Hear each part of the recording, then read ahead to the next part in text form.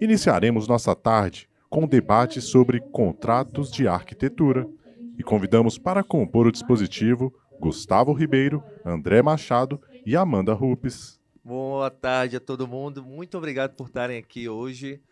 Esse é um dos assuntos. Eu até queria agradecer um pouquinho a presença de diversas autoridades aqui presentes.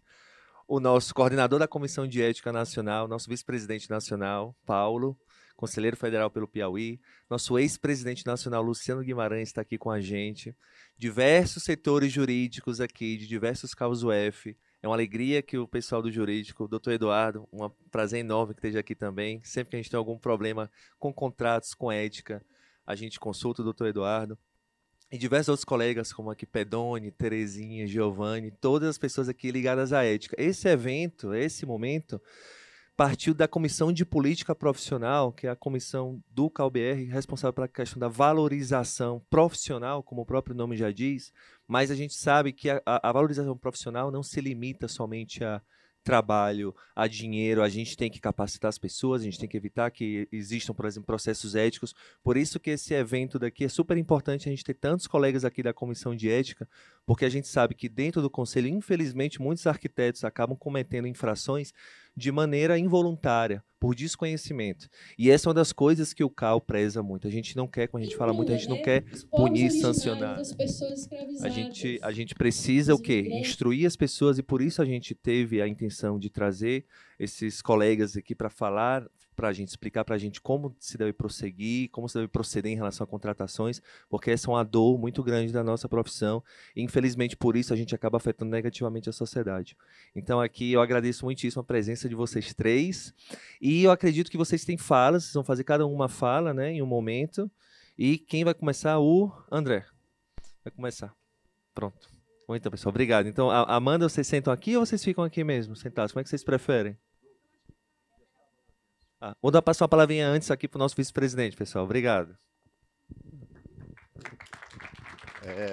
Boa tarde, obrigado a todos. Falo aqui, em nome, na verdade, da coordenação de ética, tá, do CalBR. Reforçando o que o Lucas colocou, ele vê por a questão dos contratos e mediações de uma forma, e na ética nós temos vários problemas que ocorrem em decorrência disso, né? Principalmente, até o nosso jurídico está aqui, nós temos também um próximo debatedor aqui sobre mediação, conciliação, ITAC, doutor Elias, que pode estar com a gente aqui, porque quem trabalha na ética, quem está trabalhando com a ética, sabe o quanto que os processos são, que chegam principalmente a nível de recurso, aqui no CalBR, eles são deficitários no seu rito, principalmente. Então, e grande parte deles é por conta de contrato. Então, nada mais importante do que a gente está aqui hoje discutindo e vendo como é que se faz, que pode resolver essa questão, porque, na verdade, vai resolver a nossa demanda e vai resolver principalmente a relação entre o profissional e o cliente, entre o profissional e a sociedade. Eu acho, como o Lucas falou, é uma proteção que a gente está fazendo aqui no sentido de estar protegendo não só o arquiteto, mas como a sociedade no modo geral. Então, bem-vindos ao evento e que a gente tenha um bom evento aqui. Obrigado.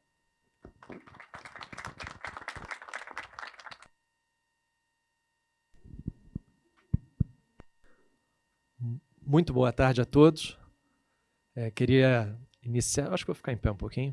Né? Consigo ver a todos melhor, né? Quero agradecer a todos pela presença, casa cheia, ótimo.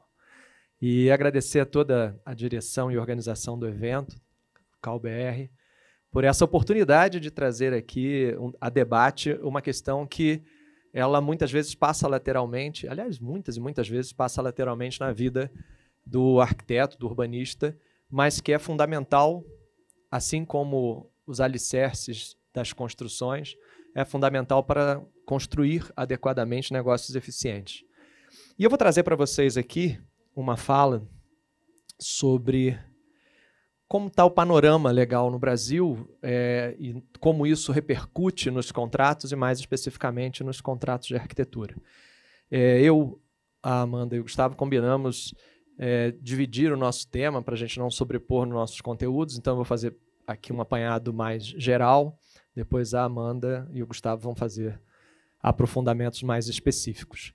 Bom, como é que está o panorama geral? Eu separei 4 leis importantes para fazer breves considerações, mas eu vou focar naquela que está em vermelho ali, porque esse é o sinal de alerta mesmo, para todos que estão aqui, sem a menor dúvida. O setor de serviços é um setor que vai ser profundamente impactado com a reforma tributária. Os profissionais liberais e as empresas que têm como sócios profissionais liberais e que prestam serviços tipicamente técnicos, né, como é o caso da arquitetura, como é o caso da advocacia, são atividades que vão sofrer um impacto muito grande, que precisam repensar a forma como vão ofertar os seus serviços. Eu coloquei aqui 4 normas: Código Civil, Código de Defesa do Consumidor, Lei de Liberdade Econômica e a Lei Complementar 214, mas vou focar mais na Lei Complementar 214. O que acontece? O Código Civil é a base de toda a estruturação de contratos que a gente tem no direito brasileiro. Então, todo contrato, em alguma medida, tem o seu alicerce no Código Civil brasileiro. Só que o Código Civil brasileiro ele se destina genericamente a regular as relações contratuais, e a gente vai ter relações contratuais que vão exigir regulações mais específicas. É o caso, por exemplo, quando o arquiteto presta um serviço ao cliente final, ao tomador final, aquela pessoa física que está ali contratando a reforma ou a decoração ou, enfim, a construção do seu imóvel, e está fazendo essa contratação direta do arquiteto, e ali eu tenho uma relação que a gente chama de relação de consumo, em que o arquiteto vai aparecer ali, ou o construtor, seja ele responsável ou não pelo resultado da obra, mas ele vai aparecer ali como um fornecedor de um serviço e vai ter do outro lado alguém que a gente chama de vulnerável, porque é consumidor não técnico naquele assunto, que é o assunto do projeto, da construção, da gestão da obra. A parte relacionada aos contratos com esse tipo de cliente final é um tema que a Amanda vai tratar melhor. Aqui eu estou só apresentando a ideia. O Código Civil, portanto, uma lei mais geral, vai servir para regular as relações de um modo não específico. O Código de Defesa do Consumidor mais específico para esse cliente final. Quando a gente vai elaborar os nossos contratos no dia a dia das nossas operações, a gente precisa ter isso em mente. A gente precisa ter contratos para serem realizados com os nossos clientes que são considerados consumidores finais, e contratos diferentes quando a gente vai contratar a mão de obra que vai fornecer para a gente insumos da nossa própria atividade. Os nossos parceiros comerciais, os nossos colaboradores, os nossos prestadores de serviço também precisam ter contratos conosco. Só que são contratos que devem ser pensados de uma maneira diferente. Eu não posso usar a mesma lógica, a mesma lente para enxergar pessoas tão diferentes dentro da estrutura do nosso negócio. Então, se eu tenho um empreiteiro que trabalha sempre comigo, se eu tenho um grupo de eletricistas, marceneiros, etc., que são meus fornecedores, eu preciso ter com eles contratos que deem o suporte adequado para que o meu contrato com o cliente final ele possa ser um contrato que dialoga com o que vai acontecer realmente. Não adianta eu ter uma cadeia de fornecimento sem contratos estabelecidos ou com contratos que prevêem, por exemplo, prazos e condições que são díspares daquilo que vai estar no meu contrato final com o cliente. Em algum ponto vai dar errado. A chance disso dar errado acaba sendo muito grande. A Lei da Liberdade Econômica entra aqui apenas para chamar a atenção que, em 2019, a gente teve o que eu chamo de freio de arrumação. Tudo estava muito influenciado pelo Código de Defesa do Consumidor, tudo estava sendo muito tratado sob a perspectiva de que uma das partes seria necessariamente vulnerável e que, portanto, aquele contrato precisaria ser sempre visto pelo judiciário como um contrato em que uma das partes mereceria proteção especial. Estava vendo o que a gente chamava de consumerização das relações. Então, eu ia contratar com uma empresa fornecedora ou com um profissional que está me fornecendo uma certa mão de obra e acabava se aplicando com a defesa do consumidor em uma relação que não tinha essa disparidade, que não tinha essa diferença entre dois técnicos ou duas empresas ou duas pessoas que tinham seu grau de especialidade e que não precisariam dessa proteção. E você, com o uso indiscriminado com a defesa do consumidor, acabava distorcendo as relações e criando ônus, custos para os arquitetos, para os empreiteiros, para os engenheiros, para os empresários de modo geral, que não estavam na planilha de custos, né? Criando custos que não estavam, né, ali planilhados. A lei da liberdade econômica veio para dizer, olha, peraí, uma coisa é uma coisa, outra coisa, eu preciso olhar as pessoas diferente, como elas devem ser consideradas, cada qual com o seu próprio filtro. Bom, em 2025 a gente tem uma outra história, que é a Lei Complementar 214 de 2025, e que, embora seja uma lei tributária, e o nosso painel é de contratos, o assunto está intimamente ligado ao que a gente vai conversar aqui hoje. Quando eu tenho uma reforma tributária profunda sobre o consumo, eu tenho uma reforma tributária profunda sobre a prestação de serviços e sobre o fornecimento de produtos, no nosso caso aqui, mais especificamente, sobre o fornecimento de serviços.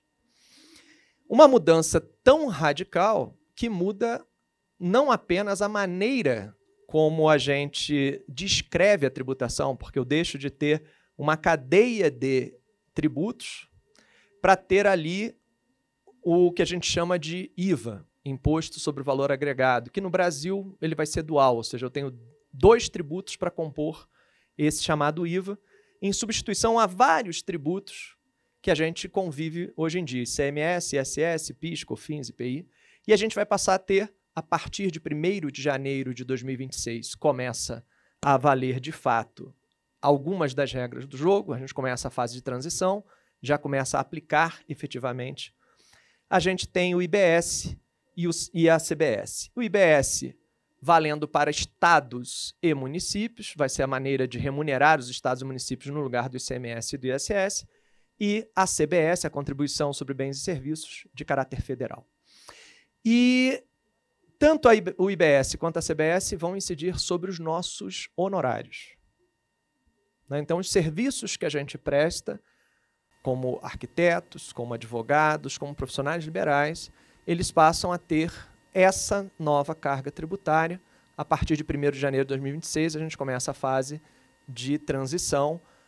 Aos poucos, as alíquotas vão sendo trocadas, né? A gente vai ter um crescimento gradativo das alíquotas de IBS e CBS e aí uma redução, aos poucos, do ICMS, do ISS, e até que 2033 a gente tenha finalizado essa transição. Mas já começa agora em 1º de janeiro de 2026.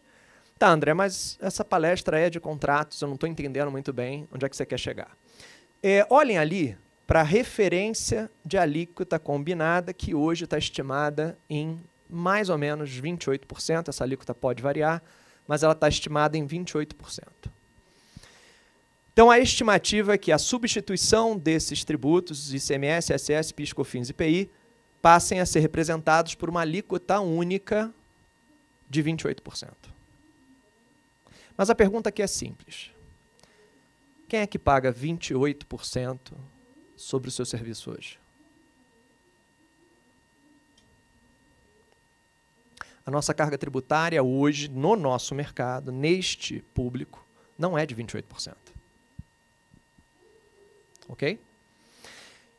A depender do tipo de estrutura que você tenha, de regime tributário ou de regime societário, você pode estar estruturado sob a forma de uma pessoa jurídica, recolher no Simples Nacional, por exemplo, e você vai ter uma alíquota própria do Simples Nacional. Pode ser que você tenha uma estrutura societária que esteja no lucro presumido, e aí você está pagando uma alíquota relacionada ao lucro presumido, mas isso para os impostos federais, no lucro presumido, porque para o municipal, nós, profissionais liberais, eu falo nós, porque os advogados se inserem no mesmo contexto dos arquitetos, a gente tem uma coisa chamada ISS fixo. A gente tem a opção de recolher um ISS fixo por profissional, que vai variar de município para município, mas que uma coisa é certa, ela tende a ser muito, muito menor do que virá por aí. Então, de um modo geral, a gente vai trocar, porque acaba o ISS fixo, a gente vai trocar uma tributação linear, relativamente baixa, algo que geralmente não alcança 1% do efetivo faturamento, que é o que a gente tem hoje a título de ISS, por uma nova carga tributária, cuja alíquota base é de 28%. Ah, André, mas contratos de arquitetura vão pegar a alíquota cheia? Não.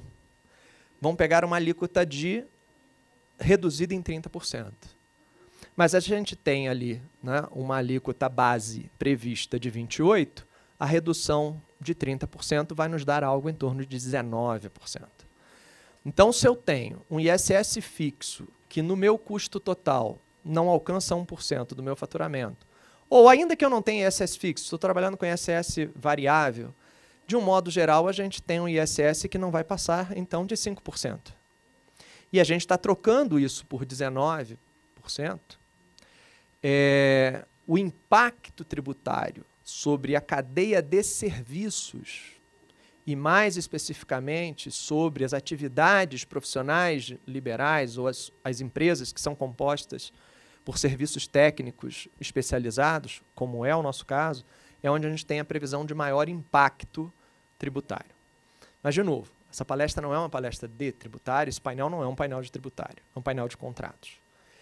A questão é que essa não é a única transformação que a Lei Complementar 214 está trazendo para o nosso mercado. Essa é apenas a parte da alíquota. Só que há uma mudança muito importante sobre a forma como a gente vai calcular essa tributação. A alíquota vai ser transformada, e para mais alto, sem dúvida, mas a gente também muda um critério, que é o critério da não cumulatividade. Hoje, o meu ISS pago não aproveita ou não traz creditamento para o meu cliente que me contrata. O que ele tem de tributação para ser paga não vai ser deduzida do que eu já paguei. Então, isso cria um tributo sobre tributo numa cadeia de fornecimento. Então, se vocês contratam um marceneiro e esse marceneiro paga o imposto que cabe pelo serviço dele, vocês não aproveitam essa tributação no imposto de vocês e hoje vocês pagam esse imposto independente. Esse sistema, se por um lado ele sobe a alíquota, ele traz como benefício o fato da não cumulatividade, a possibilidade, então, de eu aproveitar esse crédito. Então, eu tenho uma grande mudança, mas eu preciso ter uma resposta de rápida adaptação. Eu tenho um alto impacto no meu custo previsto, sob o ponto de vista da alíquota, mas eu tenho um novo sistema que pode ser aproveitado de forma mais vantajosa. Eu preciso compreender que as regras mudaram, eu preciso refletir essas mudanças nos meus contratos, eu preciso ter bons contratos para melhorar a minha eficiência, porque se eu não me adaptar, eu vou pagar aquela alíquota cheia, eu só vou ter aumento de custo tributário, e das duas, uma. Ou eu vou ter que ficar tentando sobreviver na informalidade, ou eu vou desaparecer do mercado. Não, eu vou encolher, pelo menos encolher, pela dificuldade que eu vou ter de ser competitivo. Eu preciso revisar os meus contratos, eu preciso revisitar a maneira como eu estruturo os meus contratos, e aqui eu estou falando, gente, não é só o contrato com o cliente. É o contrato com o meu cliente, é o contrato com o colaborador, é o contrato com o meu fornecedor, é o contrato com o meu cliente corporativo. Tudo isso é impactado dentro desta nova realidade. Para eu não ter a cumulatividade, ou seja, para que eu possa aproveitar o crédito do tributo pago por quem veio antes de mim dentro da cadeia produtiva, eu preciso ter documentos que comprovem adequadamente isso. Prestem atenção. Hoje, eu posso até não me preocupar, porque eu sou do Simples Nacional ou sou do lucro presumido, se o meu fornecedor para comigo tem um contrato formalizado ou se ele está recolhendo a tributação dele de forma correta, né, e pontual. Eu posso até entender que certos profissionais eu posso contratar sem nenhum tipo de documentação, pagando em espécie, e isso funcionar dentro do meu modelo atual de fornecimento. mas isso tenderá a ser muito difícil de sustentar dentro do novo sistema. Porque se as nossas despesas operacionais, elas estão informais, e eu tenho certeza que muitos aqui, né, têm na cadeia de fornecimento profissionais que nos fornecem serviços de maneira informal, se eu tenho na minha cadeia de fornecimento fornecedores informais, eu não vou aproveitar absolutamente nada daquilo que eu gastei. Então vai ser uma despesa que eu não vou conseguir deduzir do meu lucro, porque dificilmente alguém aqui vai trabalhar no lucro real. Né? Tirando as grandes construtoras, as grandes incorporadoras, eu não vou trabalhar no lucro real. E eu não vou poder me aproveitar dessa despesa para deduzir a minha base de cálculo, e eu não vou ter creditamento de impostos da minha cadeia. Isso vai fazer com que o incremento da alíquota signifique, para mim, uma redução brutal do meu lucro líquido final, podendo tornar minha operação uma operação deficitária. Então, o que eu preciso fazer? Eu preciso revisitar a maneira como eu estruturo minha operação. Eu preciso revisar os meus contratos. Eu preciso ter documentos. Eu preciso ter contratos. Eu preciso ter fornecedores que sejam contribuintes. Porque na medida em que eu tenho um fornecedor que é contribuinte, eu aproveito o crédito recolhido por ele para deduzir do meu. E quando eu vou fornecer para o meu cliente corporativo que é contribuinte, ele vai querer esse crédito.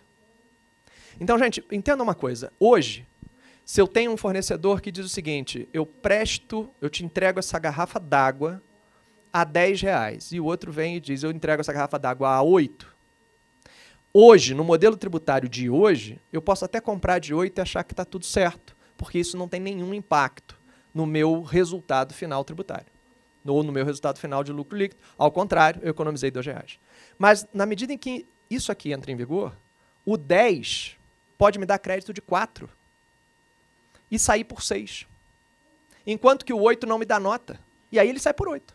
Então, eu não quero 8, eu quero 10. Porque eu quero 10 que vai sair a 6, porque ele me dá um crédito de 4. Isso muda a lógica. E isso vale para quando vocês forem prestar serviço para clientes corporativos.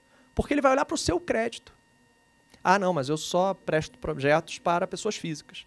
Beleza.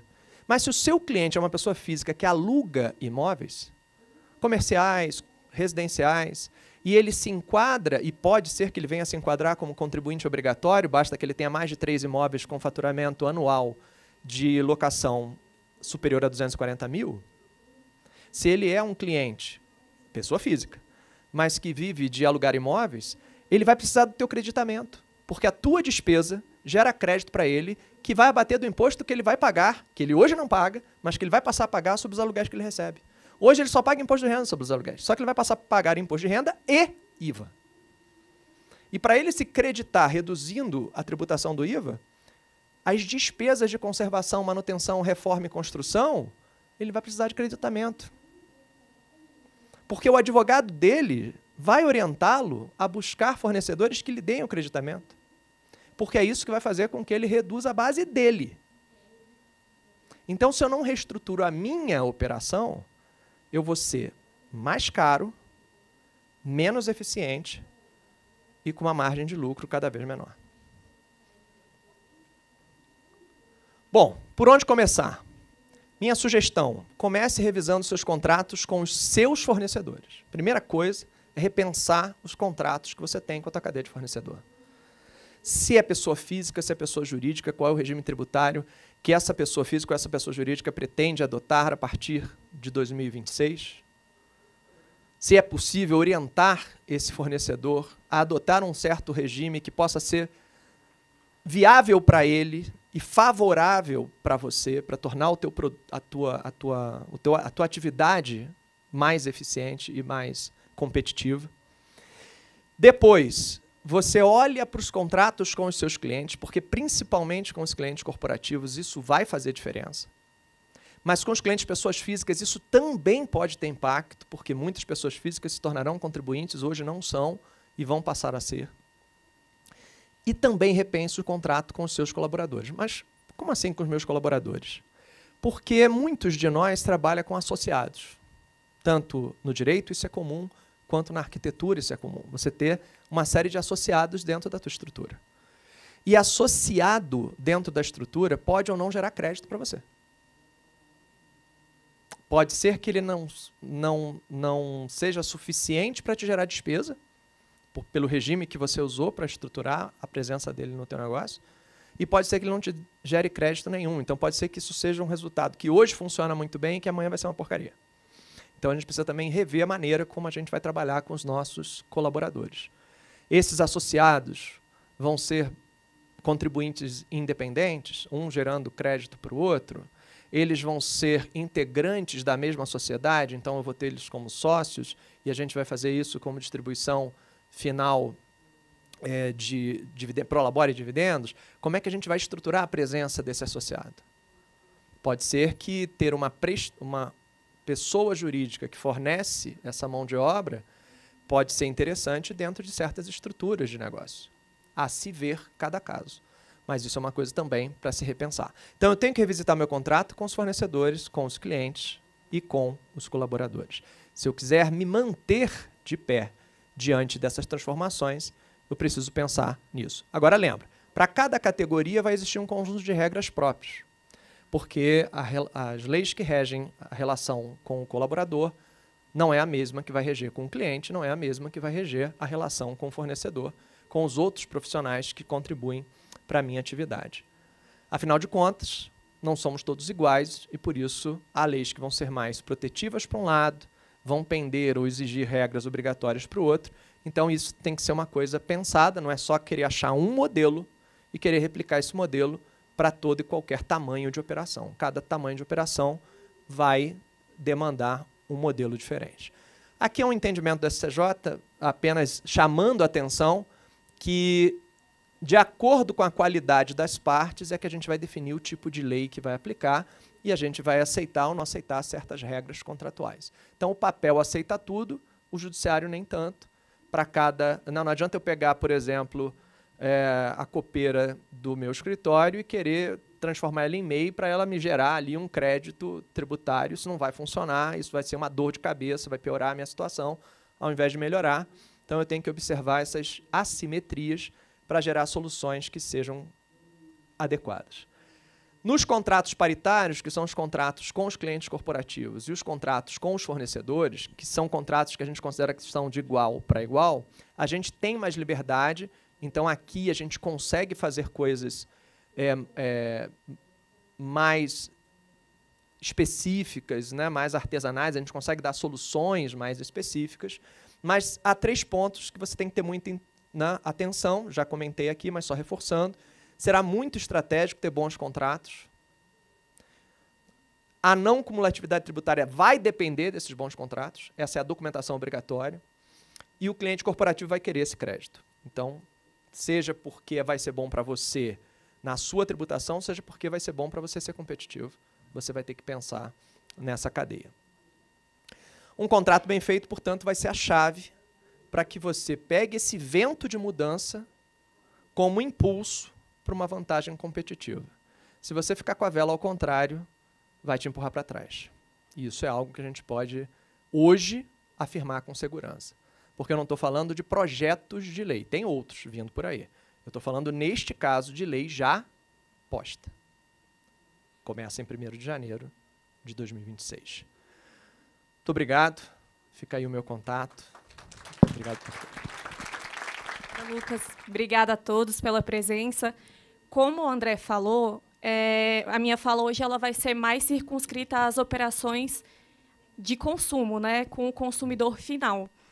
Então, eu trouxe aqui essa imagem que é representativa dos ambientes em que a gente está inserido como arquiteto. Tem esse ambiente interno, que é onde a gente coloca os nossos processos, a procedimentalização de como a gente vai prestar os nossos serviços. E aí a gente vai ter um microambiente em que se situam os nossos contratos com fornecedores, como o André trouxe, com clientes empresariais e com o cliente final. Para mim, vai importar mais esse recorte aqui desse ambiente, porque quando a gente tem clientes finais, a gente tem a aplicação do Código de Defesa do Consumidor. E esse Código de Defesa do Consumidor, ele traz uma série de responsabilidades para o fornecedor de serviços e de produtos, que ela tem que ser pensada lá de trás, não no momento em que a gente vai escrever o nosso contrato. Ela tem que ser pensada já no momento em que a gente está estruturando o nosso modelo de negócio. E a gente já tem que ter essa preocupação a partir desse momento. E aí a gente tem ali um super ambiente, digamos assim, que ele tem várias outras normas que, em qualquer caso, vão incidir sobre a nossa atividade e a gente vai precisar contemplá-las dentro da nossa estrutura documental. Então, como eu falei, quando a gente começa a construir um contrato de prestação de serviço de arquitetura, a gente já começa na hora que a gente está fazendo o nosso modelo de negócios. Cada vez mais, a gente vive numa economia que é compartimentalizada, né, que é de nichos. E isso é uma realidade também para os arquitetos, porque quando a gente começa a escolher quais serviços a gente vai prestar, toda a estrutura de processos, toda a estrutura documental, ela vai ter que ser coerente com esse modelo de negócios que a gente já tem. Então, se eu não tenho isso bem definido, e eu só sento ali, coloco a minha plaquinha de arquiteto e começo a receber um projeto de arquitetura hospitalar. Outra hora eu recebo um projeto de arquitetura residencial. É muito diferente. A gente pode até ter as mesmas pranchas que a gente vai entregar nos dois casos, mas a relação é muito diferente e o que vai ser exigido da gente lá num futuro conflito, no Poder Judiciário, também vai ser muito diferente. Então, nessa modelagem de negócio eu vou passar rápido, mas a gente encontra isso facilmente no site do Sebrae. E, para mim, o que é mais importante agora é saber quais serviços que eu presto dentro da minha estrutura. E aí eu estou pegando aqui alguns exemplos e vou pegar o mais tradicional, que é a de concepção de projetos arquitetônicos, para a gente ilustrar como é que essa definição de modelo de negócios vai impactar em toda a nossa estrutura documental. Então, ok, vou prestar serviços de projetos arquitetônicos residenciais para o cliente final que vai morar nesse imóvel. Eu tenho que definir quais que são as etapas dessa construção, dessa concepção desse projeto. Eu tenho que definir quais são as formas de apresentação dessas etapas. Vai ser por meio de reunião, vai ser por meio de entrega do documento via e-mail. Eu tenho que definir a forma de aprovação dessas etapas, e isso é muito importante. Aqui, a maior parte dos conflitos que a gente vê no dia a dia entre arquiteto e cliente o cliente ele não tem essa clareza, ele não tem esse marco de que ele aprovou aquela etapa, e aí ele vai querer fazer alteração. Ah, não, mas não gostei, quero mudar só isso aqui. E você não tem documentalmente como comprovar, como arquiteto, que aquela etapa já foi superada. E, a partir da superação daquela etapa, você tem uma alteração na realidade, não um rascunho eterno. A gente tem que definir também, eu gosto muito de usar o formulário de aprovação para essa finalidade. Vai lá no Google Forms, cria um formulário de aprovação de etapa, e toda vez que chega o momento de aprovar a etapa, você manda para o cliente e ele aprova. Você anexa, inclusive, as pranchas, os trabalhos daquela etapa no formulário, que não tem nem como dizer que não foi aquilo ali que foi aprovado. Então, quando a gente fala de CDC, daqui a pouco eu vou falar um pouquinho mais, a gente tem também uma questão processual, que é a inversão do ônus da prova em benefício do consumidor final. Então, se você cai numa situação como essa, de ter um impasse, um conflito com o cliente, em que você diz que é alteração e que ele diz que é aprovação, tão somente porque não teve essa delimitação, se essa questão chega no judiciário, ela vai pesar contra você, porque você vai ter que comprovar quais foram os modelos em que houve os momentos em que houve essa aprovação. Então, gosto muito de usar o Google Forms. O formato de entrega do projeto também é importante constar no contrato. Muitas vezes tem conflitos em relação a querer o arquivo de AutoCAD, né, para poder alterar por parte dos engenheiros que vão tratar da execução. Então, no contrato, você já define isso. Vai ser em PDF e ponto final, para não abrir também essas margens de conflito. O formato do briefing também é legal colocar, como é que vai ser, se vai ser por Google Forms. Eu gosto muito de usar briefing no Google Forms, porque a gente amarra o cliente nas informações que ele trouxe para a gente. Então, é muito comum eu já estar numa etapa ali de execução do projeto e perceber-se que algum eletrodoméstico, algum mobiliário não cabe naquele espaço, naquele nicho que foi feito no projeto de marcenaria. E aí o cliente fala, erro do arquiteto, né? Não pode, eu já estava pensando em colocar esse home theater aqui que tem essas especificações. E aí ele aparece com essa informação nova que você não tinha e também não tem como demonstrar para ele que é uma informação nova. Então, quando a gente amarra por meio do formulário de briefing, a gente consegue ir amarrando essas questões e se livrando desses conflitos que são muito comuns. E outra coisa muito importante também é o percentual que cada etapa representa em relação ao todo. Porque se a gente tiver um conflito durante a execução do contrato, a gente vai ter condições de ter as informações necessárias para fazer um acordo, eventualmente. Então, a gente para por aqui, mas até quando você precisa me pagar? Quanto você precisa me pagar pelo trabalho que foi desenvolvido até aqui? Então, essa é uma cláusula muito importante também. Então, os contratos, eles são mais do que um papel, eles são a documentação da gestão e do teu método de trabalho. Tudo isso que a gente viu até aqui é a sua gestão e o seu método de trabalho, e a gente precisa defender o nosso método de trabalho. A gente não pode aceitar que o cliente queira intervir, queira fazer alterações nesse método de trabalho, porque é o nosso escopo e a gente tem que ensinar para o cliente qual que é o nosso método de trabalho. Não ficar refém dessa volatilidade, dessas alterações que o cliente eventualmente queira impor. Só assim é que a gente vai ter uma construção de uma segurança jurídica. E aí, no Código de Defesa do Consumidor, nós temos várias normas protetivas, mas tem algumas aqui que são mais importantes a gente pensar no momento em que a gente está fazendo o nosso contrato. A primeira delas é o direito à informação clara e adequada. Como eu falei, nós somos os donos do nosso método de trabalho. Nós conhecemos o caminho que nós vamos percorrer para entregar o resultado final do projeto para o cliente.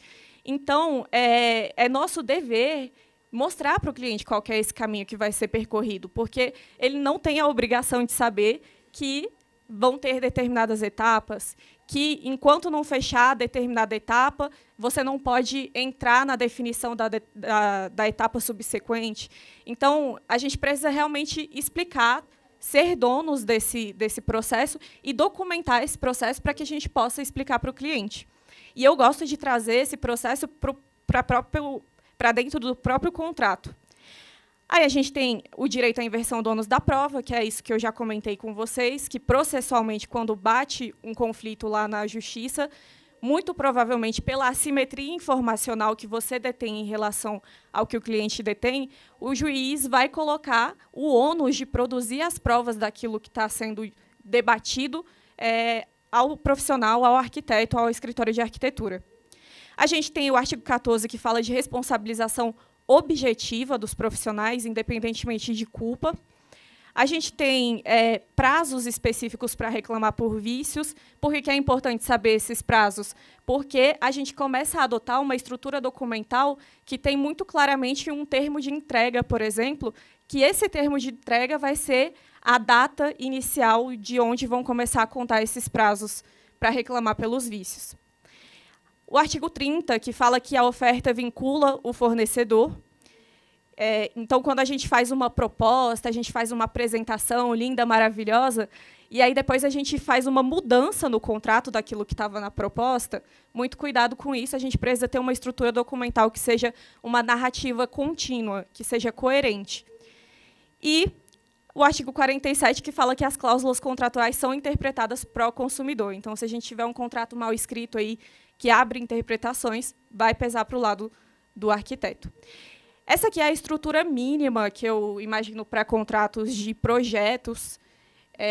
A gente vai ter qualificação das partes, objeto do contrato, vou ter que correr um pouco, porque o meu tempo não está tão a favor. Mas daqui a pouco eu vou trazer dessas aqui quais que são mais pontos de atenção ainda.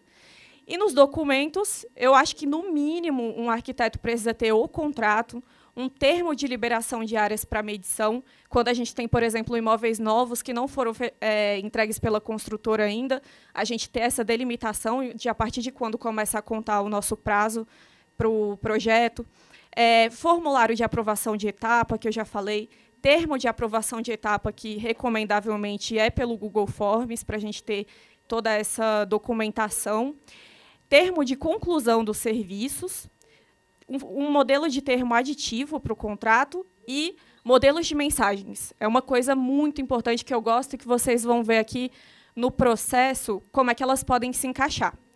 Pontos de atenção. Cláusula de eleição de responsável técnico. Gente, eu vejo muito isso em contratos de projetos arquitetônicos, em que não se coloca essa obrigação, especificamente no contrato, para o contratante contratar quem vai ser o responsável pela execução dos serviços. E muitas prefeituras, até aqui no DF, durante muito tempo foi assim, exigia-se, para fazer o licenciamento do projeto, que já houvesse a definição do responsável pela execução.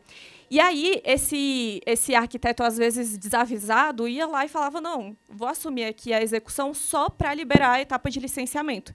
E aí acaba assumindo uma responsabilidade técnica gigantesca que, de jeito nenhum, pode haver. Então, a gente coloca essa cláusula no contrato.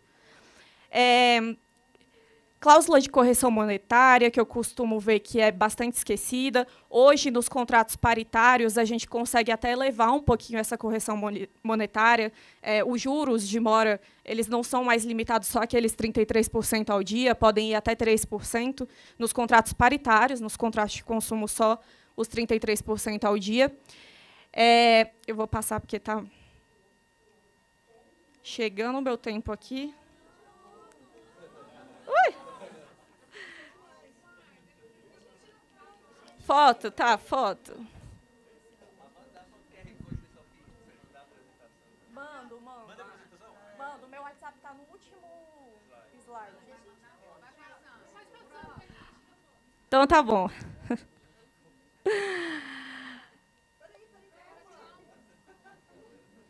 Eu mando, gente, eu mando. Mas calma, eu ainda tenho um tempinho aqui. Enfim, quando a gente fala de qualificação das partes, parece uma besteira muito grande, mas eu tenho que ter determinadas informações ali com base no 319 do Código Civil, de processo civil. Se a gente for bater no judiciário, vai ser exigido da gente essas informações. Então, já desde o contrato, também é muito importante incluir o telefone e e-mail, porque a gente vai ter uma cláusula delimitando como é que vai se dar a forma de comunicação entre as partes. Então, às vezes, você tem mensagens de WhatsApp ali, mas você não consegue criar muito esse liame de que era aquele telefone.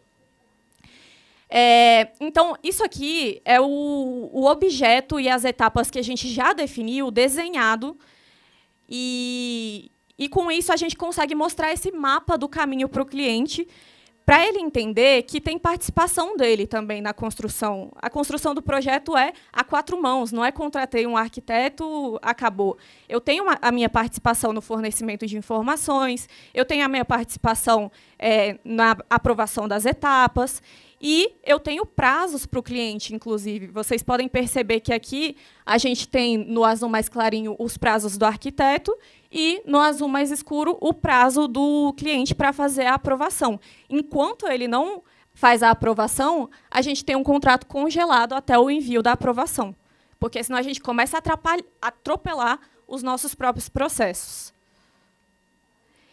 E isso aqui também é muito importante, gente, entregáveis. Eu vejo muitos contratos de projetos que tomam por premissa que o cliente sabe o que vai ser entregue, que o cliente sabe o que é um projeto de arquitetura. Então, a gente tem que ter muito claramente quais são os entregáveis, e eu gosto muito de trazer eles nesse formato de tabela comparativa. Eu tenho o plano 1, 2, 3. O que tem no plano 1, o que tem no plano 2, o que tem no plano 3. Ih, acabou meu tempo.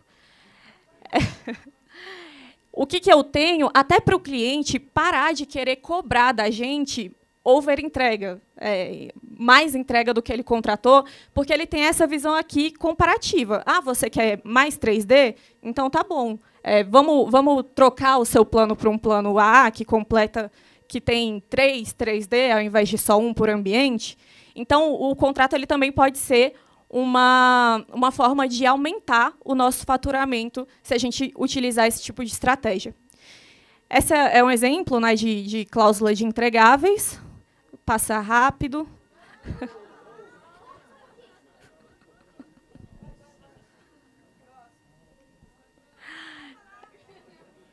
Eu vou mandar, gente, eu vou mandar.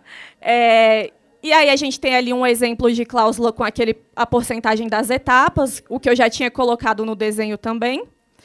Os prazos, honorários, rescisão também é fundamental. A cláusula de comunicação e entregas, para a gente ter bem especificado isso, como é que a gente comprova que a gente entregou aquela etapa. Isso aqui é muito importante também, porque a gente acha que, muitos clientes acham que a gente tem, como arquiteto, o dever de acompanhar a execução da obra, mas isso não é uma realidade. A gente, enquanto projetista, a menos que seja contratado para executar, a gente não tem esse dever, a gente tem o direito de acompanhar. Então, isso eu gosto de colocar muito nos contratos também, para que fique muito claro que eu, como arquiteto, como detentor dos direitos autorais dessa produção, dessa obra, tenho o direito de acompanhar essa execução para verificar se você está respeitando os meus direitos autorais. Então, isso é legal de colocar também. Cláusulas proibidas. Aqui imputa ao contratante a obrigação de aprovar o projeto, porque isso é uma obrigação nossa como arquiteto. O Tribunal de Justiça ele até entende que um contrato sem licenciamento, que demanda um projeto que demanda licenciamento, mas que não é entregue com a etapa de licenciamento, ele é inservível. Então, você vai ter que devolver ali aquele valor que você recebeu por um projeto não licenciado. Então, vocês podem vender projetos sem licenciamento, mas isso tem que estar bem claro no contrato de que há a obrigação do contratante de contratar depois desse serviço, ele tem que ter esse direito à informação clara.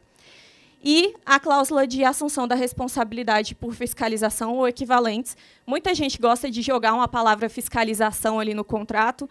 Não façam isso. Mesmo que vocês sejam gestores ou façam acompanhamento administrativo da obra, não joguem a palavra fiscalização no contrato.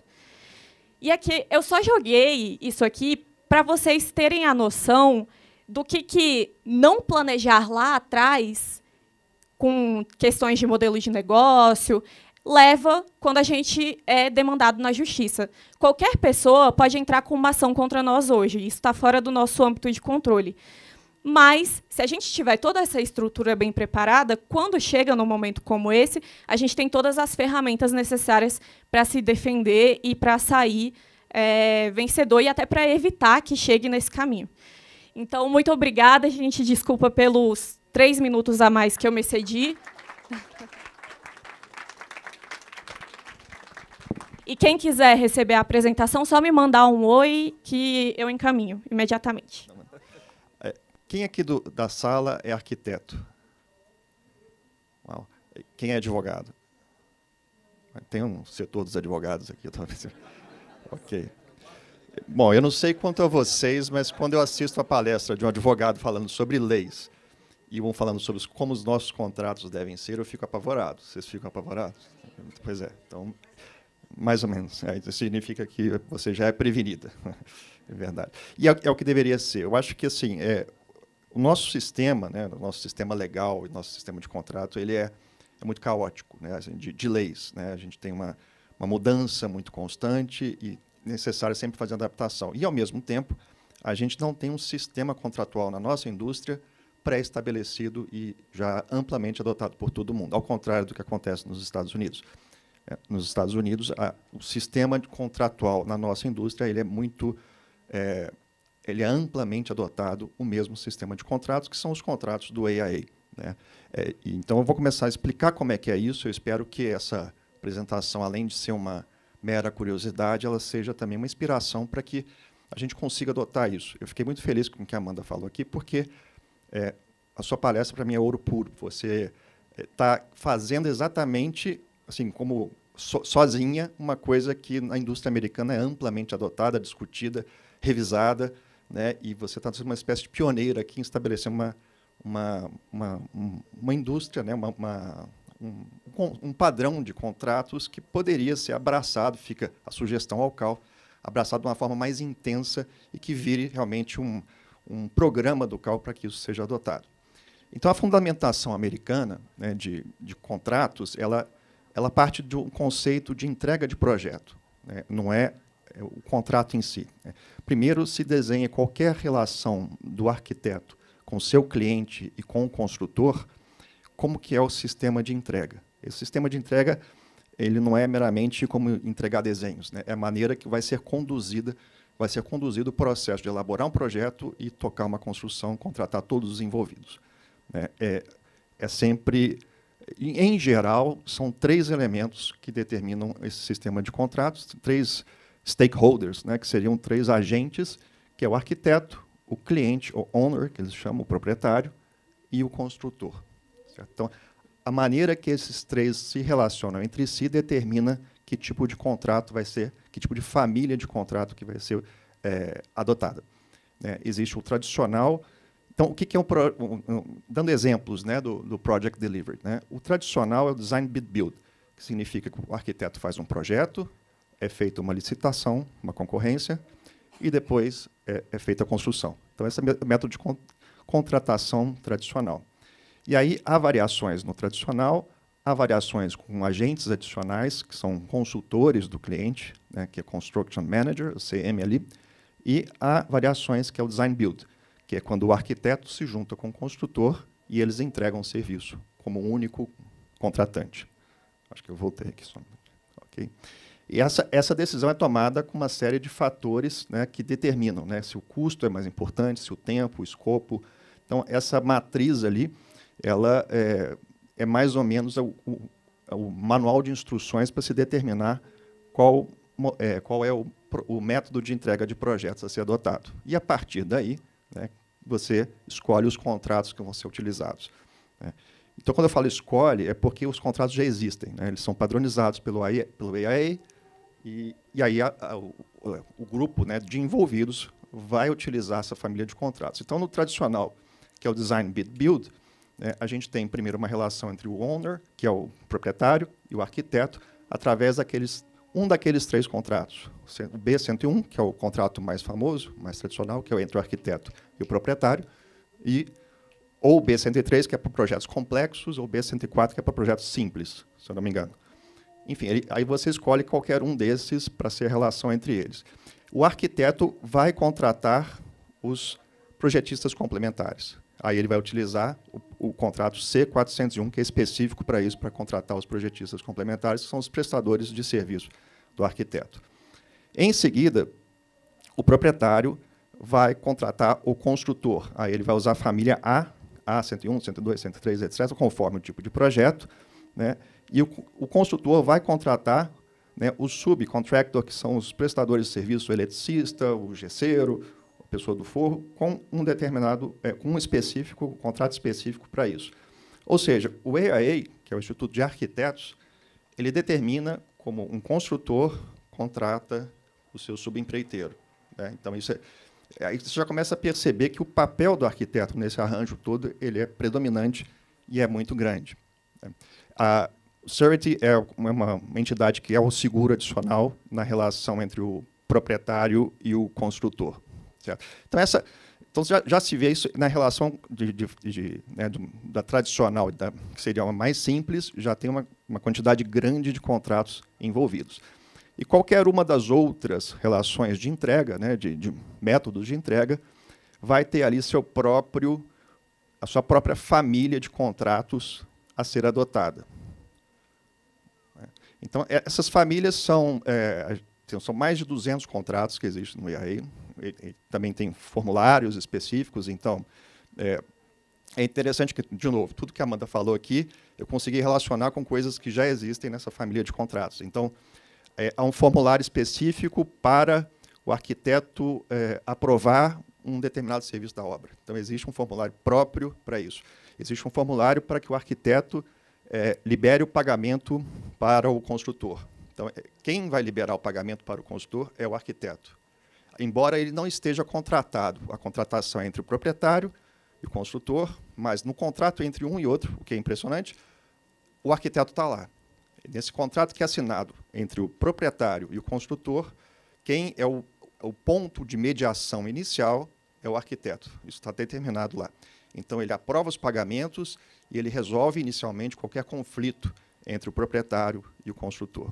Isso é legalmente estabelecido no contrato. E aí, as séries, são essas 5 séries, né, que tem das famílias de contrato, que o A é para o construtor e o proprietário, o B é a relação entre o arquiteto e o proprietário, o C é o arquiteto e os projetistas complementares, e o G, que seriam os formulários de administração de obra e de projeto. Então, isso aqui é um gráfico muito interessante, eu gosto muito dele. Ele mostra o que acontece na vida de um projeto nos Estados Unidos, o que é o procedimento do início ao fim de um projeto, com todos os contratos, os passos envolvidos e o que cada arquiteto faz.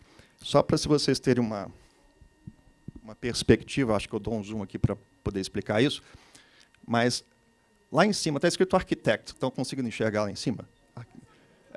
Lá em cima está architect. Aí, logo embaixo tem um primeiro segmentozinho ali, assim, pequenininho. Ali está escrito design. Ali é a parte que o arquiteto está fazendo o projeto. Aí, então, esse pedacinho aqui, ó, esse pedacinho aqui é design.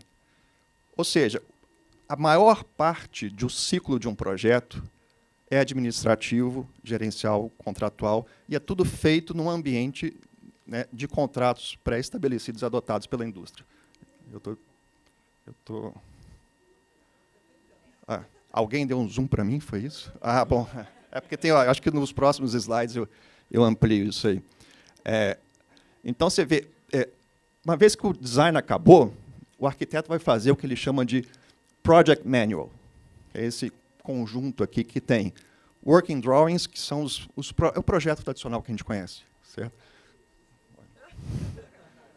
Ok, tá. Então, você tem... É um pacote para se fazer a licitação. O arquiteto é responsável por isso, né? Então, ele tem os desenhos, né? Aqui são os desenhos técnicos, essa parte que a gente é mais familiar, né? Ele tem os adendos, que são algumas modificações que são feitas no processo de licitação, algumas modificações. Isso é chamado de Construction Documents, ou Contract Documents. Eu já vi muita gente se referindo a isso. Então, é curioso que o nome que se dá ao pacote de projetos executivos nos Estados Unidos, às vezes as pessoas se referem a ele como Contract Documents. Então, é muito apropriado aqui nessa palestra de hoje que até a nomenclatura ela é um pouco moldada a essa presença maciça de contratos no processo inteiro, né? Então, voltando aqui, se a pessoa puder voltar no Zoom, acho que no próximo slide. Então, durante essa fase, eu até destaquei aqui, ó, todos os contratos que são utilizados, os modelos de contrato que são utilizados nessa fase. Então, você vê que tem um peso, né, enorme da utilização de contratos no ciclo de projeto americano. Então, a série de formulários. Então, você imagina o que seria isso sem estar previamente organizado e aceito pela indústria. Então, aqui a gente vê que a gente está inventando a roda toda vez que vai fazer uma relação contratual com o cliente, a gente senta, faz um contrato, ou pega um contrato nosso que já existe, acha que está ótimo aquele contrato, mas a lei mudou, né? Então, aí vem o pavor de ouvir a palestra do André, porque aquele contrato meu, depois descobri pela Amanda que aquele contrato nosso é uma porcaria e você está exposto ali, né? Então, isso eu acho muito bom, nesse sentido. Obviamente, há eu nem vou entrar nesse mérito aqui, mas o sistema de seguros, né, isso é uma coisa também que atrela e dá âncora para toda essa relação com todo mundo. E aí, isso aqui é o final. Aquela primeira fase é a fase de... Essa aqui é a fase de obra, aquela fase de projeto, vamos chamar assim. Aí, durante o projeto, há uma série de outros contratos e procedimentos que o arquiteto tem que seguir, né, como quando tem uma modificação, como é que se faz. Essa é sempre uma coisa crítica, delicada, porque envolve aditivos, o arquiteto é o mediador, ele que tem que responder por isso, né? Muitas vezes pode ser atribuído um problema de projeto. Então, se isso não está bem amarrado, é um problema. Certo? E, só para finalizar aqui, o contrato básico, né, a gente tem aqui, eu acho até que é meio tedioso passar aqui, mas para quem é advogado, para entender qual que é a estrutura de artigos, né, de cláusulas nesse contrato, eu destaquei as responsabilidades do arquiteto e destaquei o Standard of Care, que é um conceito também que eu traduzi livremente como padrão técnico de diligência, mas eu não sei se existe ainda esse conceito, porque é um conceito bem americano. E as cláusulas do contrato é a única diferença do que a Amanda falou aqui. Não existe uma... Aqui está um pouco pequeno, não vai dar para ver, mas... Aqui, não existe um escopo nesses contratos de entregáveis detalhado. Então, não tem assim, você vai entregar tantas sessões, de tal forma... Você tem que seguir um padrão de qualidade. E aí é vago, né? E aí isso para o Brasil é terrível.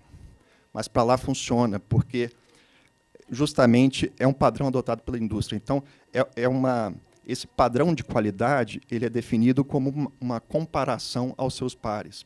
Então, o arquiteto se compromete a entregar um projeto de qualidade que outro arquiteto, no mesmo nível dele, faria para aquele mesmo tipo de projeto, para aquele mesmo local, naquela mesma época. Então, há uma circunstancialização, né, do que é esperado do arquiteto, e isso não se traduz em documentos específicos, mas ele tem que providenciar o trabalho para que seja feito dessa forma. Mas vocês viram que existe todo um passo a passo hiper detalhado, que então não dá muita margem para ficar inventando aqui. Então, fica fácil você simplificar e ficar vago nos seus entregáveis, porque o resto todo está amarrado. Então, para finalizar, o sistema de contratos americano, né, ele é amplamente adotado pela indústria, né, isso garante essa previsibilidade, né, a eficiência das relações, a eficiência das relações entre os participantes e a segurança jurídica. Ele não é simples, é complexo, como vocês viram, mas o fato de ser esperado, todo mundo sabe o que é um contrato G701, todo mundo sabe o que é o B103, isso torna as coisas muito mais fáceis. Então é isso, gente. Conseguiu economizar um pouquinho de tempo aqui. O que é que a gente pode melhorar do ponto de vista de previsibilidade nos contratos comuns, né? Não vamos olhar projetos mais complexos, aqui no Brasil, de maneira que o cliente consiga especificar bem seu requisito e a entrega seja validada a tempo? Então, eu acredito que é muito do que eu trouxe aqui hoje, que é você realmente ter o seu modelo de trabalho, as suas etapas de trabalho, os seus entregáveis bem definidos e documentados, para que desde o primeiro contato com o cliente, você vá ensinando, você vá dando essas pílulas de conhecimento de como é que vai ser a jornada de vocês trabalhando junto. Porque quando você... Cliente é que nem criança, você tem que brifar antes, o tempo todo. Então, a gente não pode abrir a abertura para que ele pense que o trabalho se desenvolverá de uma forma diferente do que está no nosso planejamento, porque é isso que gera conflito. Quando, desde o início, você explica para o cliente que vai ter uma fase de aprovação daquela etapa e que essa fase depende da atuação dele, depende que ele...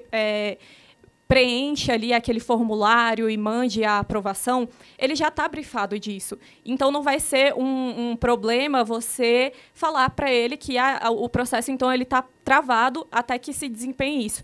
E o que eu mais vejo de problema é justamente arquitetos e engenheiros não se sentirem donos do seu processo de trabalho. Eles se deixam muito serem influenciados pela vontade do cliente.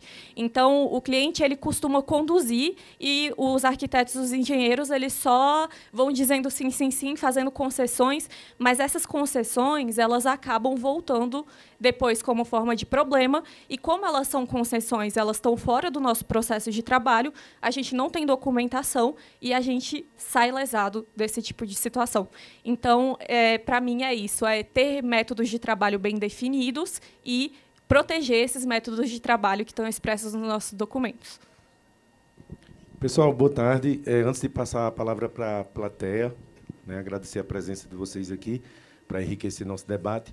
E eu queria fazer uma fala bem rápida pela comissão de ética, né, do qual faço parte. Meu nome é Giovanni Alencar, sou arquiteto e urbanista e represento o Estado da Paraíba, com muito orgulho, na comissão de ética, junto com mais 5 colegas aí de ICAUS, né, UFs do Brasil. João Pessoa, atualmente, destino mais procurado do Nordeste, todos estão convidados a conhecer. O que é que a gente observa dentro da comissão? Uma demanda cada vez maior de processos que chegam, e um dos pontos que a gente observa bastante dentro dos processos é a falta de contrato. Então, assim, o profissional ele não tem esse cuidado. Aí vamos ser bem sinceros, bem honestos, a gente não tem esse costume, não tem essa prática. Eu vou dizer que eu faço porque eu sou casado com uma advogada, então ela fica no meu pé. Cadê seu contrato? Cadê seu contrato? Aí mulher perreando o cara age mais rápido até do que com o cliente, né? E aí eu tenho meus contratos e tal, mas a gente sabe que tem suas especificidades, depende do projeto, aquela coisa toda. Mas a gente não tem esse costume. Eu estava sentado ali, vendo vocês falando, e até a colega disse, Ave Maria, se a gente for fazer tudo isso que estão mostrando aí, a gente não tem tempo para projetar, né? Ela comentou comigo. A gente não vai ter tempo para projetar.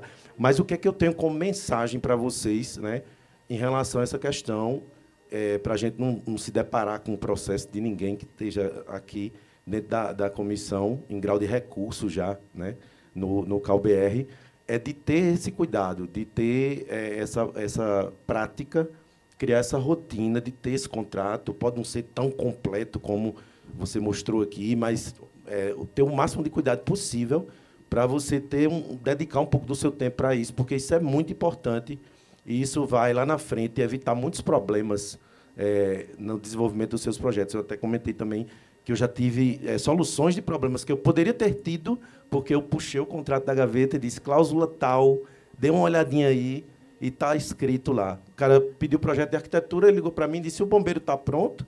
Eu disse, não, eu não acertei com você fazer bombeiro. Outro dia um ligou e disse, tu já pediu para ligar a água e a luz da obra? Eu? Ligar a água e a luz da obra? Eu não trabalho na companhia de água, nem de... Então, assim, está no contrato, você tem uma segurança, você vai ter uma garantia. Então, a mensagem que eu passo para vocês, como comissão de ética, é de vocês terem esse cuidado. Mais alguma pergunta? Eu sou a Jade Saraiva, arquiteta, e, de acordo assim, com a Lei Complementar 214, quais cláusulas vocês acham assim, indispensáveis daqui para frente nos contratos? Acho que André, né? Isso, pode ser. Eu não vi eu não consegui visualizar. Ah, agora sim. Vamos lá. Eu queria, antes de responder a tua pergunta... É Jade? Isso? Jade, antes de responder a sua pergunta, eu queria só... a gente conversou isso antes, eu e a Amanda, depois o Gustavo também. E eu acho que esse fórum aqui ele é bem propício para a gente propor a ideia, né? Hoje, algumas leis brasileiras que têm seguido o modelo de leis internacionais, o caso da Lei Geral de Proteção de Dados é um deles, traz uma ideia que é as cláusulas padrão ou as minutas padrão aprovadas pela entidade de classe. Então, a entidade de classe pode aprovar cláusulas padrão ou aprovar minutas padrão no estilo do que o Gustavo trouxe, né, da experiência norte-americana, de você ter aquele modelo padronizado, aprovado como boa prática. Não que ele seja necessariamente a única forma como o profissional pode contratar, mas uma forma segura de contratar. E aí eu acho que é o papel importante do Conselho, pode ser um papel importante do Conselho, de propagação de boas práticas, inclusive para facilitar que depois isso não reverbere no tribunal nos tribunais de ética e disciplina. Então, essa ideia de trazer a padronização, a aprovação de alguns modelos, que não vão esgotar todas as possibilidades, projetos mais complexos ou peculiaridades, mas que vão ajudar principalmente aquele arquiteto que não tem uma estrutura para ter um corpo jurídico, um advogado permanente que possa ali assessorá-lo em cada contratação. E uma coisa que vocês podem adotar, vocês mesmos podem adotar, e aí vai em cima exatamente do que você está perguntando, é ter algumas cláusulas padrão pré-aprovadas dentro do processo de vocês. Quando eu falo pré-aprovadas, é dentro do processo. É você olhar para o teu processo e fazer, não, essa cláusula aqui faz sentido, isso aqui é assim, e tentar replicá-la sempre que possível com os fornecedores. As empresas fazem isso para organizar os seus processos, elas padronizam algumas minutas, algumas cláusulas, e dizem assim, ó, esse aqui é o meu modelo base. Qualquer coisa fora disso, a gente vai ter que parar um pouquinho para conversar por que vai mudar, e aí pode ajustar aqui ou ali, mas, de um modo geral, eu tenho aqui um padrão. E por que eu tenho esse padrão? E aí você explica com o teu processo. Eu tenho esse padrão porque eu trabalho assim, eu tenho esse método, eu tenho esse prazo, eu tenho no meu contrato com o cliente, tem essa cláusula aqui, então eu preciso que isso aqui esteja replicado nesse contrato padrão e você não ficar na mão de todos os fornecedores, porque tem isso também, né? A gente se coloca nas mãos dos fornecedores e não só na mão dos clientes. Né? A gente fica na mão do cliente para atender a vontade dele, fica na mão do fornecedor, porque o fornecedor tem contrato, às vezes, né, dependendo do fornecedor, ele tem um contrato padrão. Então, eu estou na mão do contrato padrão do meu fornecedor de insumo, eu estou na mão do cliente na vontade dele e eu mesmo vou tentando me adaptar e, no final das contas, entre o Mário e o Rochedo, sou eu que fico no meio do caminho, levando pancada. O que eu... para fins da Lei Complementar 214, que foi o que você falou, mais especificamente, não pode faltar a descrição clara do objeto, do escopo desse contrato que você está celebrando, como é que esse preço está composto, tanto para quem vai fornecer para você, como você para o próximo, porque isso faz diferença no crédito tributário que você vai poder ou não aproveitar ou passar adiante. E um terceiro ponto que não pode faltar, primeiro, então, uma boa descrição de escopo para saber como é que está composto o preço. Então, ó, esse preço aqui se reflete como aqui. Tá? E uma coisa que não pode faltar hoje é analisar a qualificação de quem está contratando conosco para entender, e isso não era tão importante ontem, mas passa a ser muito importante amanhã, para entender qual é o regime tributário do outro. Quem faz isso hoje? Supermercado. O supermercado hoje, ele vai sempre analisar você pelo cadastro de qualificação. Por quê? Porque ele tem hoje já um sistema de creditamento. O ICMS traz esse sistema de creditamento. Então, ele olha quem é esse fornecedor, qual é o regime tributário dele. Dependendo do regime, pode até oferecer mais barato, ele não quer, porque o mais barato não necessariamente é o mais eficiente para ele. Então, a gente vai ter que olhar para essa qualificação de uma maneira mais atenta ao nosso processo. Então, eu tenho que entender, primeiro, o seguinte: em que faixa eu vou operar? Qual é hoje a minha margem de faturamento e quanto que essa mudança vai impactar? O que eu vou precisar fazer para conseguir manter as minhas margens aceitáveis?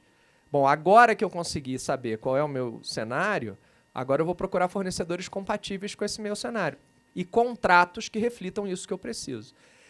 Aquele slide que eu falei da documentação é porque essa lei ela vem prevendo que essa documentação ela vai ser validada pela fiscalização, pela Receita. A Receita vai não só a federal, a estadual, a municipal, ela vai validar aquele creditamento e isso vai aparecer no sistema para o próximo. Se isso estiver mal feito, estiver mal documentado, a Fazenda não valida. Se ela não valida, não acredita, na ponta você não aproveitou. Aí você não aproveitou, você está bravo com o seu fornecedor, mas o teu cliente está bravo com você, porque ele também não aproveitou. Então, ele tinha uma expectativa de aproveitar e não aproveitou. Aí vem a Amanda. Se ele não aproveitou e estava no contrato que ele aproveitaria, ele vai cobrar de você, você perdeu 2 vezes. Você perdeu porque não se creditou do teu parceiro comercial e porque vai ter que ressarcir o não creditamento que o próximo, que foi o teu cliente, que contou com isso, não teve. Então, é um ponto mega de atenção aí. Mas fica a minha sugestão para o CAL, acho que pode ser capitaneado pela ética, criar aí uns 2 ou 3, um modelo para fornecedor, um modelo para cliente final, um modelo talvez aí intermediário, e colocar isso à disposição do arquiteto e a gente criar uma cultura de um processo mais organizado. Porque aí daqui a 5 anos a gente está falando do seguinte, está falando de uma prática. E aí a coisa fica... E o judiciário adora algo que ele já está acostumado. E ele odeia algo que ele não sabe o que é. Então, se a gente puder educar o mercado, e aí vale para os próprios profissionais, mas também clientes e judiciário, a gente reduz muito o atrito, né? Que o Gustavo estava falando. Obrigado, André. Passar a palavra para a colega. Oi, boa tarde a todos. Agradeço de coração. É uma das dores que todos nós arquitetos temos, né? Eu tenho 2 perguntas. Não sei se eu posso fazer logo as 2 de uma vez. A primeira é a questão de distrato. Eu já passei por uma situação um pouco complicada com distrato e eu tive uma assessoria jurídica o qual não me senti segura. E eu queria saber como que a gente pode lidar, se a gente tem que colocar algum momento no contrato, a questão do... Eu sei que tem a questão da rescisão, né, que tem que estar em benefícios a ambas partes, o equilíbrio, mas eu queria saber de dicas, assim, como que a gente deve agir após um distrato e se foi algo que realmente teve um momento como que eu falo, aspecto moral, atingiu o aspecto moral do profissional. Como que a gente pode lidar com essa situação? Essa é a primeira pergunta. Aí eu acho que depois eu pergunto a outra. Pode ser? Posso? Tá. A segunda é, a gente, arquiteto, sempre indica, né, uma indicação para ajudar tanto o profissional, o cliente, um profissional que é parceiro. Como que podemos colocar em alguma questão de cláusula essa tal responsabilidade, mesmo a gente colocando que não somos responsáveis e se acontecer alguma questão de a pessoa não entregar uma prestação de serviço, como que podemos lidar com essa situação? É isso. Obrigada. Seu nome? Perdão. Jéssica. Bom, aquela cláusula que eu trouxe dos percentuais de avanço do trabalho, ela já é muito importante para a gente pensar distrato, porque o distrato ele geralmente vai ocorrer no meio da execução contratual, eu tenho que saber em que momento eu estou. E se eu não tenho isso já lá no contrato, eu vou ter que gerar uma prova judicial que, às vezes, vai depender de uma prova técnica, muito moroso, muito difícil a gente não contar com isso. E é possível também estruturar cláusulas de distrato, mas, geralmente, nos contratos elas vão incidir a partir de mora. A gente define o que é a mora penalizável. Então, eu coloco ali que, se ficou travado em uma etapa por mais de 15 dias, a depender de quem foi a responsabilidade por isso, a gente já tem uma hipótese em que é possível fazer o distrato do contrato ou a resolução por culpa daquela pessoa que deu causa ao atraso. Então, o distrato, o conceito de distrato, ele é geralmente uma resilição que depende da vontade de ambas as partes. É como se fosse um novo contrato que está sendo aprovado. Então, é muito livre essa questão de firmar um distrato, porque ele tem essa natureza de quase um novo contrato ali consensual do que vai reverberar. O que eu gosto para distrato? Quando a gente tem essas etapas, etapa de projetos executivos, significa 50% do projeto aqui, do entregável. Aí eu já tenho essa definição, a gente já faz as contas e eu acho de bom tom o arquiteto, se ele está entrando em distrato, ele já colocar uma cláusula em que ele cede os direitos patrimoniais e cede a autorização para que um próximo profissional que vá pegar aquele trabalho desenvolvido até ali possa desenvolver a continuidade do trabalho sem a necessidade, sem o risco, sem o receio de estar incidindo em alguma violação de direitos autorais do arquiteto anterior. Então, eu gosto sempre de colocar essa cláusula também. A segunda pergunta era indicação, questão da responsabilidade, né? Vou dar um pitaquinho aqui na questão do distrato. O que a Amanda falou, né, assim, tecnicamente, para o direito, né, para os advogados, o distrato é esse consenso. Né, a gente está de acordo em encerrar a relação. Né, é consensual. Mas a gente usa essa expressão no mercado de construção, no mercado imobiliário, a gente usa a expressão distrato para qualquer fim, né, qualquer encerramento. Às vezes amigável, às vezes não amigável. Tanto que a gente tem uma lei, né, Lei dos Distratos, que está tratando, na verdade, das rupturas não amigáveis do negócio.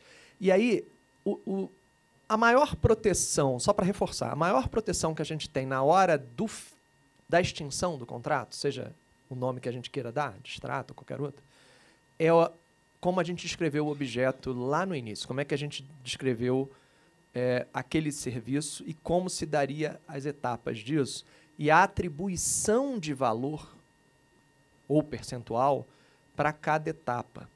Porque quando eu faço um preço fechado, e eu tenho uma ruptura no meio, sempre vem a dúvida e o atrito sobre se falta ou se sobra ou se está tudo certo.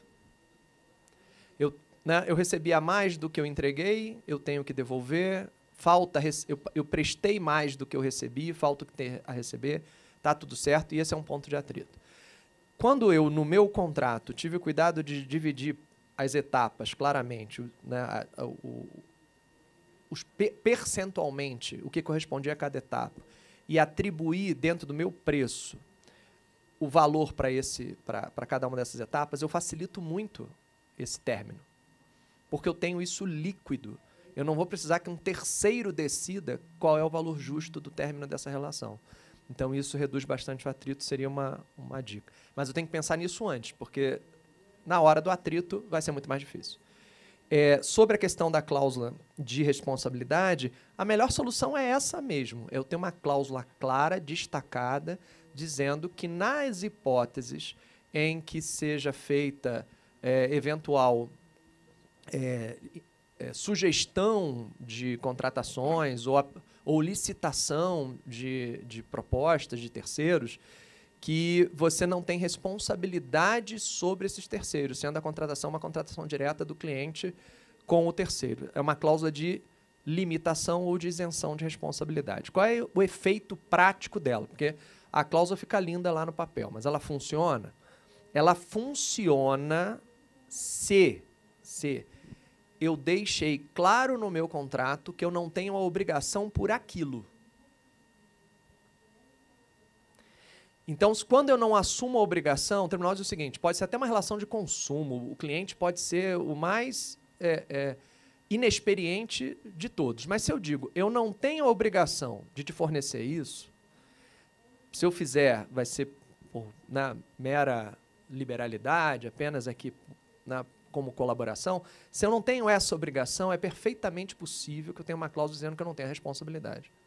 Então, olha, eu não tenho a obrigação disso, mas, eventualmente, a título de colaboração, posso fazer aqui sugestões ou indicações para que sejam consultadas pelo cliente, eventualmente contratadas livremente pelo cliente. Mas se essas contratações ocorrerem, é de responsabilidade exclusiva do terceiro, não tem responsabilidade minha. Quando eu não deixo isso claro e fica parecendo que é uma obrigação minha trazer esses nomes, essas indicações, ou às vezes fica parecendo, tem contrato que fica parecendo que tem que ser aquele que você indicou, senão você não se responsabiliza pelo seu próprio resultado. Ah, não, se não for esse, nem o meu resultado, eu me responsabilizo. Quando essa redação não fica muito clara, você pode ter uma cláusula de isenção de responsabilidade que ela não vai produzir efeito nenhum. Porque uma vez que você assuma a obrigação, você é responsável por ela. Então, assim, só a cláusula de isenção de responsabilidade purinha não vai resolver sua vida. O que vai resolver sua vida é deixar claro que você não é obrigado a ter essa indicação, a fazer indicações, que o cliente não é obrigado a contratar nenhum dos nomes que você eventualmente vier a sugerir e que, por isso, você não tem responsabilidade. Entende? Eu não dei causa, logo não posso responder pelos efeitos. Agora, quando eu atraio a causa, depois afastar o efeito é difícil. Só um adendo a isso que você falou, e nosso colega aqui da Comissão de Ética, é importante também delimitar indicação reserva técnica, né? Eu já vi vários casos de arquiteto que coloca lá uma cláusula de que o cliente precisa comprar os materiais naquele lugar XPTO, não fala o porquê, e depois quer tentar executar essa obrigação no judiciário. O judiciário não valida isso, é uma infração ética. Então, só complementando para... Só tem ônus. Então... Esse comentário aí já seria pauta para outra sala de reunião e outro debate, assim, uns 3 dias seguidos. Em outro momento, a gente... Tá certo? Passar a palavra para o presidente Luciano Guimarães. Boa tarde a todos e a todas. Quero cumprimentar o CAL pela iniciativa. Quero agradecer a clareza com que o André, a Amanda e o Gustavo expuseram aqui as questões relacionadas a contratos.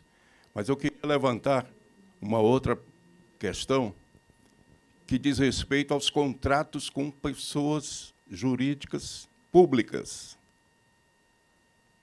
porque são mais de 5.000 municípios a fazer licitações, são mais de 26 estados a fazer licitações, o Poder Público Federal a montar licitações, além de as instituições autárquicas. É que no contrato da pessoa jurídica pública, o arquiteto, o profissional, não escreve o contrato. O contrato já vem no edital de licitação. Então, temos que ter todo esse cuidado para contestar contratos que tenham cláusulas absurdas, mas também, aproveitando toda essa aula que vocês nos deram aqui, incluir nas nossas propostas técnicas, porque na licitação pública, o profissional, a pessoa jurídica, o arquiteto, apresenta a proposta técnica, como que ele vai desenvolver o projeto, seguindo todo esse esquema que foi apresentado aqui, do trabalho, o objeto.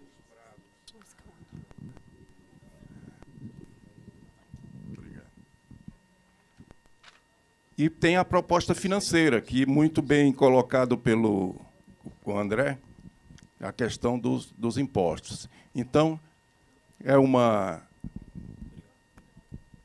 assunto importantíssimo para a gente tratar e que também precisava de mais espaço.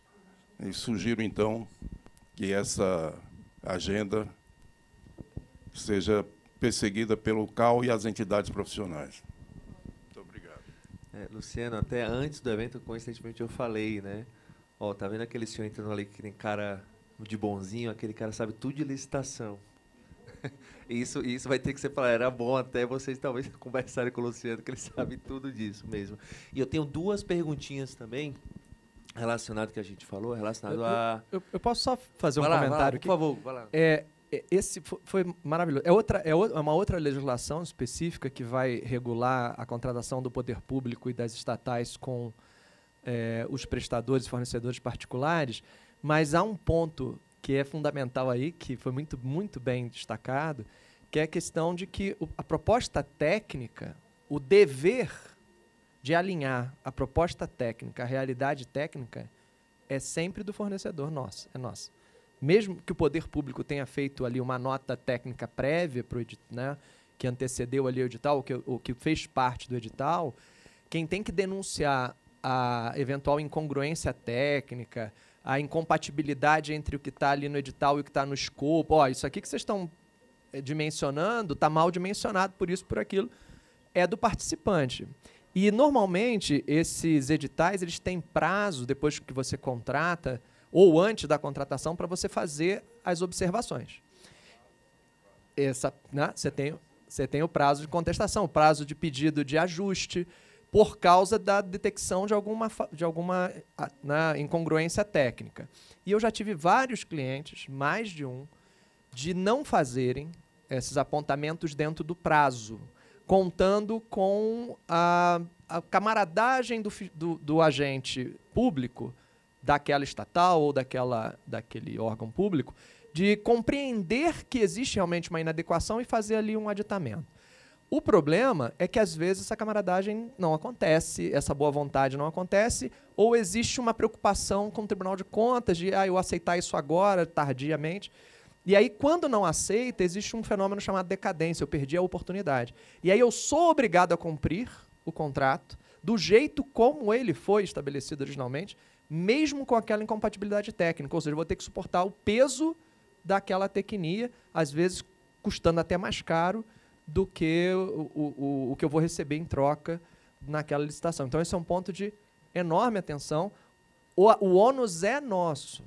Nós que participamos como fornecedores da licitação temos o ônus de denunciar as falhas técnicas, denunciar dentro do próprio processo, né, administrativo licitatório, mas de fazer as denúncias tempestivas, dizer, isso aqui não tem como, isso aqui está atex, isso aqui não é proporcional, né? Por isso que e a administração sempre responde dizendo o seguinte, não, eu botei aqui só uma orientação. Se você aderiu dizendo que essa orientação era suficiente, você que é o técnico, você que tem que ter certeza. Né?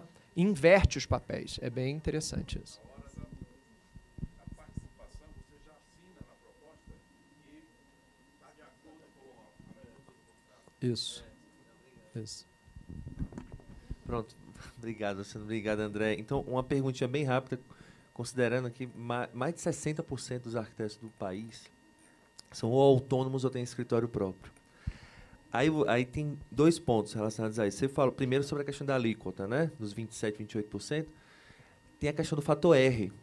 hoje, né? O fator R é aquela relação, pessoal, que se 28% do faturamento chega a corresponder a salários, a sua tributação cai lá de 17 para 6 ou 11, dependendo, etc. Né? Isso aí é uma pergunta que eu tenho, que eu quero saber como é que seria isso, como é que vai ser isso agora. E você falou da questão do formato de associado. Essa palavra associado, que eu saiba, eu quero também, vocês são 3 advogados, que eu saiba, isso é muito fácil de fazer sendo escritório de advocacia. Porque, pelo que eu sei, você registra isso em cartório, se é um associado ou não. Normalmente, na pessoa jurídica de arquitetura, você não consegue fazer esse associado tão fácil. Você tem que ir na junta comercial e pedir um aditivo do contrato. É uma complicação, né? Essa questão do percentual e etc. Esse detalhamento vocês vão saber, vocês estão entendendo o que eu estou falando, né? Então, essas duas questões. Por que eu falo da questão do associado? O Conselho de Arquitetura e Urbanismo está numa briga há anos para a gente conseguir aprovar a lei do MEP, que é uma lei, de certa maneira, similar à lei do MEI, mas seria para profissionais habilitados, que não existe isso, né? O pessoal faz, às vezes, uma gambiarra. Um arquiteto bota lá, abre um MEI de montador de imóveis. A gente sabe que não é isso. Para poder a empresa contratar aquele arquiteto, não criar vínculo, direito trabalhista, etc, etc. Então, eu quero saber dessas duas questões. Eu acho que a primeira pergunta é mais fácil, a questão do cálculo, da alíquota e do fator R. E essa segunda é um ponto super delicado para o pessoal de arquitetura. Era bom vocês, talvez os 3, darem opinião sobre isso, se possível, de maneira breve aqui, para a gente entender. Se confunde com aquela palestra que foi lá do Cal Ceará, né, que é de estruturação societária de escritórios de arquitetura. Realmente, hoje, a gente tem a maioria dos arquitetos atuando ou como pessoa física ou como limitada. Por que limitada? Porque chegou no contador, o contador falou é limitada, então é limitada. Não tem uma elucubração muito grande sobre isso. Mas existem outras alternativas que a gente merece avaliar. Essa do microempresário individual que está em votação seria uma de grande valia para os arquitetos. Mas, enquanto a gente não tem isso, uma coisa que eu gosto, uma estrutura que eu gosto de recomendar é, por exemplo, a de sócio de serviços.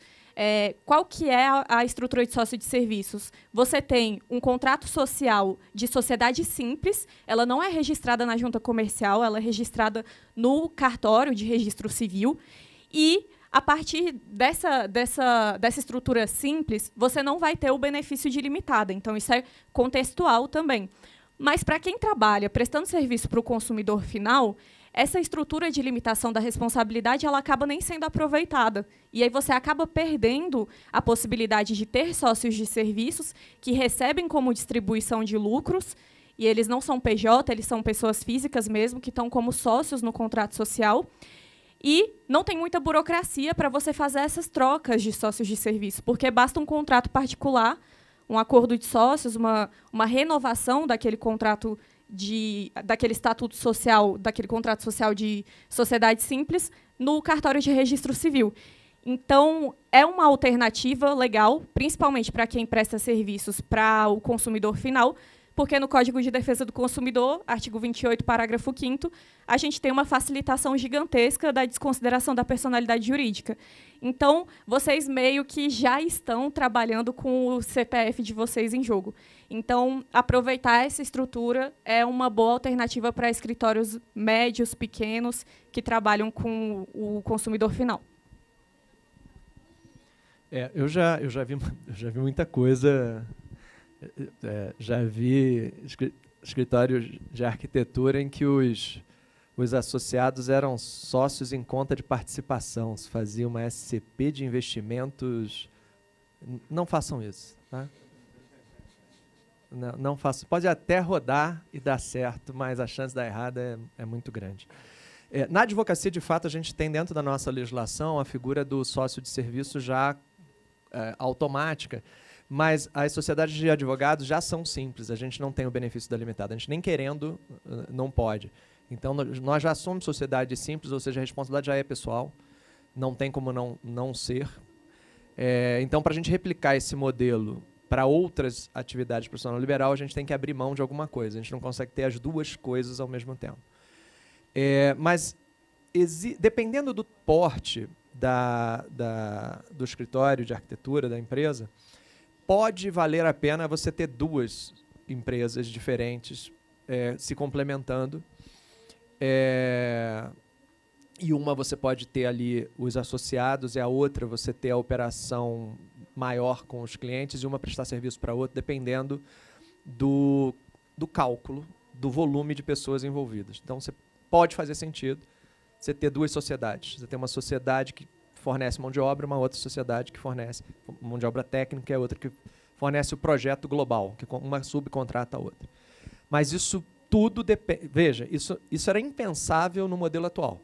Que o modelo atual ele é cumulativo, não valeria a pena fazer, você teria sempre bitributação. No modelo novo, como ele não é cumulativo, isso pode fazer sentido, você tem que fazer o teste.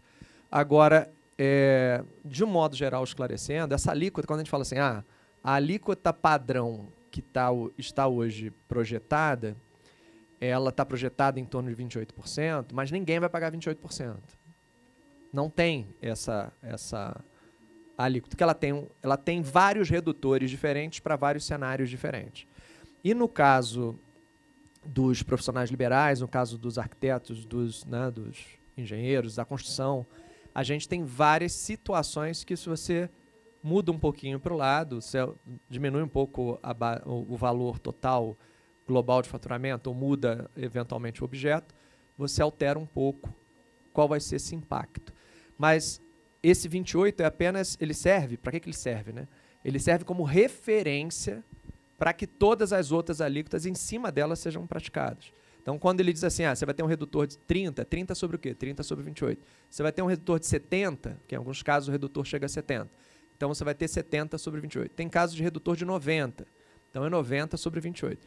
Então, o 28 é a minha referência, mas ele não é a alíquota que vai ser praticada de um modo geral para ninguém. O que ele vai servir é como referência para aplicar as alíquotas. Agora, a gente vai ter algumas mudanças de regimes que eram muito interessantes hoje, como o RET ou outros modelos, né, que reduziam muito a tributação e que eles vão desaparecer ou vão ser adaptados. E nem toda a regulamentação está pronta. A gente está tendo alguma regulamentação agora em debate e nem toda ela está pronta. Então, a gente não consegue avaliar 100% dos impactos. Mas uma coisa dá para falar, independente de conhecer a situação A, B ou C, ou como vai ficar a regulamentação A, B ou C. Mas uma coisa dá para dizer, se o meu cliente é contribuinte, eu não ser contribuinte vai ser um problema. Porque eu posso continuar simples, tá? Vai existir a possibilidade de eu continuar simples nacional, não contribuinte do modelo IBS-CBS. Essa é uma possibilidade. Se eu estou dentro do limite do simples, eu posso continuar optante pelo simples, recolhendo do jeito que eu recolho hoje. Porém, eu não gero crédito. Então, essa é uma análise que tem que ser feita. Vale a pena eu continuar simples, do jeito que eu estou hoje, né? Recolhendo tudo por dentro do simples e não aderir a ser contribuinte de IBS-CBS? Depende. O meu cliente topa me contratar e ter a despesa comigo sem se creditar? Ou ele vai exigir de mim o creditamento? Se ele for exigir de mim o creditamento, eu posso continuar simples, mas aí eu tenho que ser simples com opção de recolher o IBS-CBS separado. E aí o meu simples vai ser só para algumas coisas e o IBS-CBS vai ser o igual fora. E aí isso tem impacto. Agora, veja, gente, ser contribuinte, em alguns casos, vai ser mandatório. Meu escritório, por exemplo, a gente não é simples nacional, é lucro presumido, mas a gente até poderia optar voltar a ser simples dependendo do impacto, em razão do impacto tributário. Só que como os nossos clientes muitos clientes são corporações, eles querem o creditamento. Então, eu tenho um dilema que é o dilema do meu mercado. O meu mercado olha e fala assim, não, mas se você não me acreditar nada, eu vou preferir contratar o concorrente que me acredita alguma coisa, porque isso o resultado final vai impactar para mim. Então, a gente vai ter que fazer essa análise por segmento, por agrupamento. Eu acho que dá para fazer esses agrupamentos e a gente fazer essa análise por agrupamentos. Mas a gente não consegue cravar todas elas ainda, porque tem muita regulamentação que não está pronta. Eu participo do IBRADIM, que é um Instituto Brasileiro de Direito Imobiliário. A gente tem um grupo de negócios imobiliários que a gente discute toda semana o que mudou na tributação. Tem um grupo de WhatsApp, que é Café com Tributação, que todo dia de manhã a gente discute tributação no mercado imobiliário. Porque todo dia está mudando alguma coisa em razão da regulamentação. Né? André, a gente já está encaminhando para o final, temos só 4 minutos. Aí passar aqui a pergunta para a colega que estava na vez, eu acho que a gente vai ter que encerrar com essa pergunta. O Gustavo vai só se despedir, que ele tem que ir para outra sala, mas a gente faz a sua pergunta. Obrigado. Rapidinho, gente. Obrigado pelo André, Amanda, pela participação, Cal. E faço votos que esse projeto siga adiante. Eu acho que isso é impressionante. Adotem a Amanda, está aqui disponível. Compre essa ideia. Eu acho que... Obrigado. Eu tenho outro evento, desculpa, eu tenho que sair agora. Vou fazer uma entrega rapidinho aqui, Gustavo. Entrega para vocês, tá? Mas já a gente vai entregar da Amanda e do André, já que você está com pressa, queimou a largada. Obrigado. Que isso? Não, eu também vou ter que sair daqui correndo. Obrigado. A colega... Tá, a minha pergunta é mais sobre a visão de um recém-formado.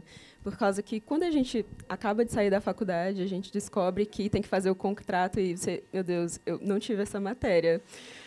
Aí você fala assim, nossa, eu tenho que saber administração, eu tenho que saber direito, eu tenho que saber várias coisas. Psicologia. Tudo junto. E essa palestra ajudou muito sobre todas as dúvidas de contrato, só que tem essa parte de começar sabendo qual é o seu processo e ainda descobrindo o processo, como já fazer o contrato, essas coisas que a gente tem que conversar com o advogado, de uma maneira para começar bem, assim, em vez de, eu não sei o que eu estou fazendo e, sabe, tentar resolver os problemas depois. Era aqui. Qual que é o seu nome? Qual é o seu nome? É Jéssica. Jéssica. Olha, eu acho que a gente tem que começar pelo simples, agregar alguém que já tem uma metodologia, adotar essa metodologia de alguém. A gente tem alguns influenciadores hoje no mercado. Mais cedo teve palestra do Bora na Obra. Eles têm um sistema, uma metodologia de fazer projetos e eles divulgam até contrato lá. Não recomendo pegar o contrato, mas adote a metodologia. E, a partir do momento que você tiver a metodologia definida, pode ser a que você estruturou, pode ser a que você está pegando de alguém que tem mais experiência no mercado e que, com o tempo, você vai refinando, trazendo mais a sua cara. Mas começa assim, leva a sua metodologia adotada pronta para um advogado e, aí, a partir disso, ele vai construir a sua estrutura documental, seu contrato. Então... Tem inspirações por aí no mercado que pode fornecer hoje para você um corte de caminho, né? Para que você não se sinta tão pressionada a tenho que saber tudo agora. Não. Vamos ajeitando a casa aos pouquinhos. Pessoal, queria agradecer. A gente só tem 1 minuto, só dá tempo de fazer o agradecimento mesmo. Se for uma pergunta muito rápida, muito objetiva...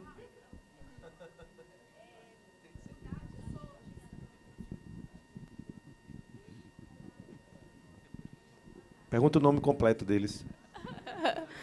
Bom, eu sou conselheira de Rondônia, sou servidora pública e tenho empresa, sou LTDA. Mudar a categoria, reduzir para de serviços, limitaria a atuação em licitações? Porque também eu atuo em licitações, mas não são várias licitações. Então, assim, por exemplo, para um recém-formado que deseja entrar numa licitação, saber que ele vai ter uma limitação é importante, né? Porque aparece a oportunidade para participar de uma licitação, ele não poder, porque ele não está dentro da categoria e não tem tempo hábil para se mudar a sua categoria, seria importante. Eu gostaria de saber disso.